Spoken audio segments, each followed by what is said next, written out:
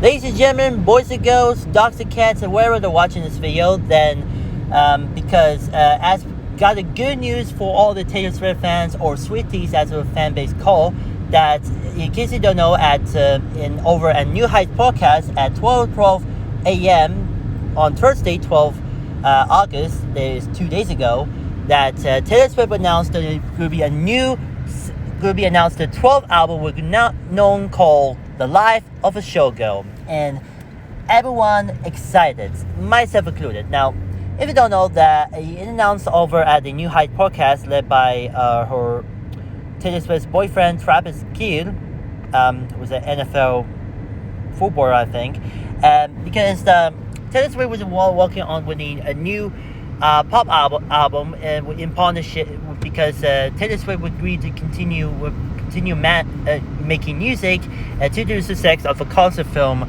which came into two years ago. Now, it came out a few months after the Taylor Swift ultimately acquired the masters of the first six studio albums from Shamrock Holdings, was owned by the Walt Disney Estate.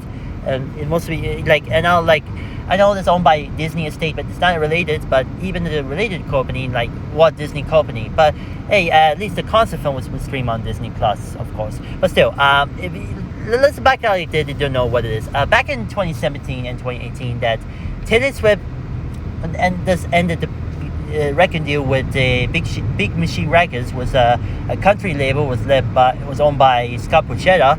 But unfortunately, in try to buy masters of the first six studio albums, but that never could fruition. But until a year later, in 2019, former manager of Dustin Bieber and Ariana Grande, Scooter Braun, was this person's and this is under the holding company Ithaca Holdings, acquired Big Machine Records for $3.9 million, and I'm not sure that the dollar is, and especially Puchetta was on board become a senior head of the Ithaca Holdings, and especially impressed by Scooter Braun. And Taylor Swift not happy because of the private equity and the company have been used including the use of the masters of the first six albums, from Taylor Swift, and so unhappy. Taylor might re-record some first six albums, incomplete, but we'll tell later on, known as the Taylor version, if you can call that. So the first album was in the 1989, but no, not 1981. Speakless. Okay, I'm not sure that Speakless, but yeah, it's the first of the second album known as the Taylor's version. So this pretty got a lot of well received, and most like a re-record version. But for the Scott Puchetta, I'm not happy for that. But still, the Masters will eventually acquire that year with the Shamrock Holdings, again owned by the Disney Estate, most important the Walt Disney, of course, and eventually in 2 and 4 years later, he decided back against of Shamrock Holdings, and decides Taylor Swift acquired the masters of the first six albums from that previous aforementioned company, and the rest in history. And this is a lot happy because the people won't care about listening to the Taylor's version now. And even missing say Repulsed, and especially Speakless or something. But I think this is pretty much incomplete, but we might continue re-record versions of that album, and after we acquired the full ownership or masters of the first six albums. So let's go back to what he say. And over the New Hype podcast, he said this in a statement that, and I quote, he said this, and said this over on Billboard, in clip share of both of Swift's and the New Heights Instagram accounts, as well as on YouTube. Alongside the announcement, the pop icon gives fans confirming that the new project is indeed the hashtag TS12 news they've been waiting for. So I want to show you something. Swift saying before presenting the blurred out copy of the new album. This is my new album, The Life of a Showgirl. The album full art was expected to arrive during the New Heights podcast on Wednesday. We'll add what is it yesterday, but better record on Thursday. So this is pretty much. So apparently I know that on Monday was pre-air on the episode, but it's on the Instagram. But it got a lot of attention. We will bring airing on Wednesday. So enough said. So this is going to be huge. The Life of the Showgirl was going to be like not kind of a concept album, but like a different kind of concept album. They inspired by like an award-winning film. Well, technically, was actually in the Oscar contender film directed by Coppola, was the Last Showgirl, starring Pamela Anderson from Showgirl, Baywatch fame. Yes, you've seen the recent Naked Gun reboot film alongside Liam Neeson.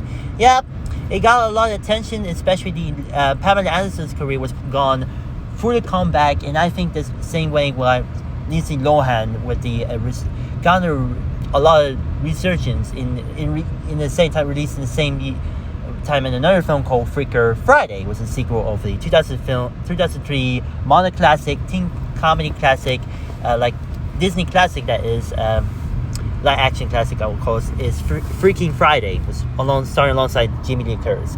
So this is going to be industry that's not going to be as inspired by like the Last Showgirl was pretty much the films mostly in the films like starring amazing cast including Dave Bautista.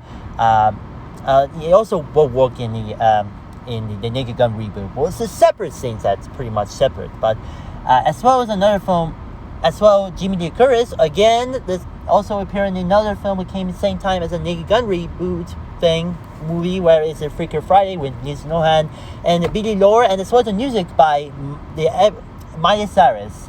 So this is going to be a big comeback, and I think Miley Cyrus is pretty much the opposition after the that one song will become a TikTok trend. The so I know my lovers, like that one song, Lovers, that is going to become the huge comeback. But because Miley Cyrus agreed to do a song, but better song called Lovers, so that's what and so even including the soundtrack of the movie. So I think they also it got a lot of praise from Pamela Anderson's performance. So there's that. I think this is one of a lot of great best performance of a lifetime before the Naked Gun reboot, whatever that is. But still, this is going to be an industry. This is going to be a concept album, but I think I'm not sure, but it's inspired by the Last Showgirl movie. But industry enough, there's more over on Billboard. So let's not waste your time.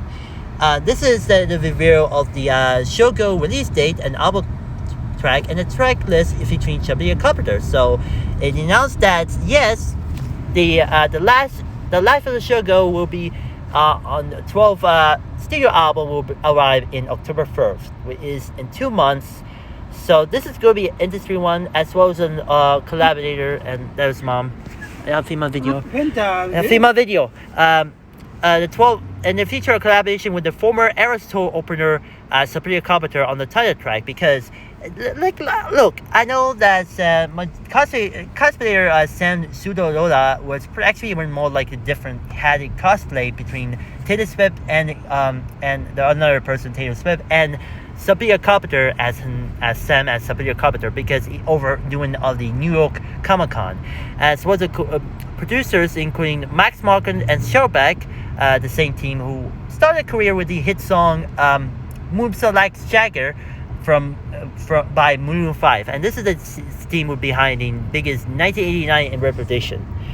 So this is going to be amazing. As well as the other album was also including that reminds me that's like they straight from the MTV Britney Spears MTV VMAs Awards performance of I'm a Slave for You. So I'm not familiar with. I'm not even look at that. That's probably allowed on YouTube. But probably be careful YouTube and then say that word. Anyway, they continue on Billboard. The Sweater and as well the LP's track list, the full-length opera with the song The Faithful Opera Elizabeth Taylor, Oprah and Father Figure, and Cancel, and more.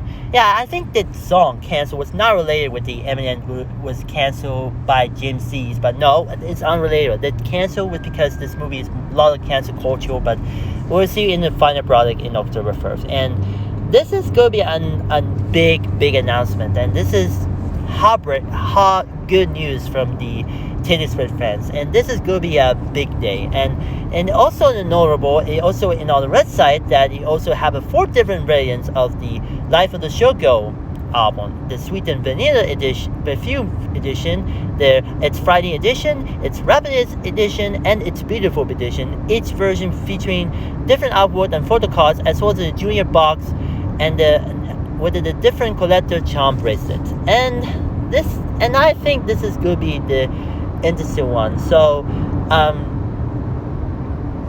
this is pretty much a new beginning of the Miss Taylor Swift, and this is the huge turning point. And I hope the new album was going to be better, including the track featuring Sabrina Carpenter. I love Sabrina Carpenter and Taylor Swift a lot. I really love the singers. Like Espresso was awesome, and please, are amazing, and especially. In fact, Melanie Garcia, who imitated Sabrina Carpenter in the second episode of the 12th season of Tu Cara Me Suena on it was a Spanish talent show, was produced.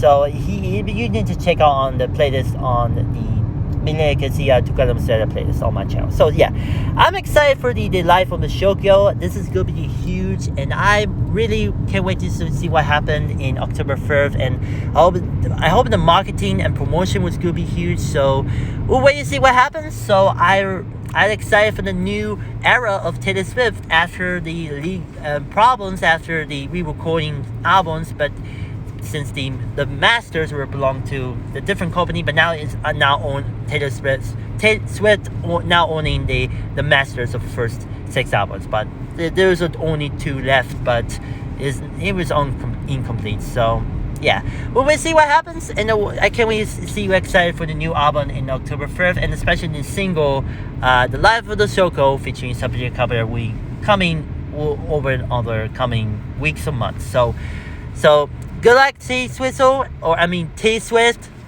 We always remember. Are you ready for it?